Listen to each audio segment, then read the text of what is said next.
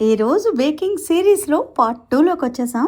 మనం బ్రౌనీస్ చేయాలన్నా, చాక్లెట్స్ చేయాలన్నా ఏదైనా సరే మనకి చాక్లెట్ అనేది చాలా అవసరం. నేను ఫస్ట్ చూపించింది అయితే ప్యూర్ కర్వేచర్ చాక్లెట్.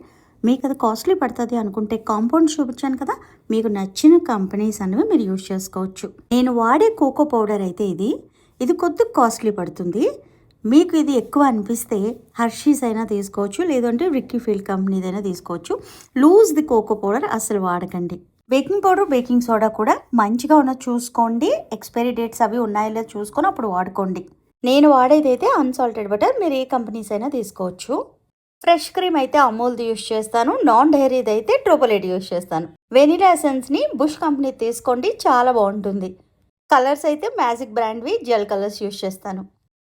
కేక్స్ని ఇంకా ప్రీమియంగా చేయాలి అంటే ఇలాంటి కేక్ ఫిల్లింగ్స్ని కేక్ మధ్యలో పెట్టండి, చాలా టేస్టీగా ఉంటాయి. ఫ్రెష్లు కావాలనుకుంటే అవైనా యూజ్ చేసుకోవచ్చు. ఇలా చిన్న బాటిల్స్ దొరుకుతున్నాయి. నెక్స్ట్ పార్ట్ కోసం వెయిట్ చేయండి. ఇంకా ఉంటానండి మరి. ప్రేమతో మీ శ్యామల.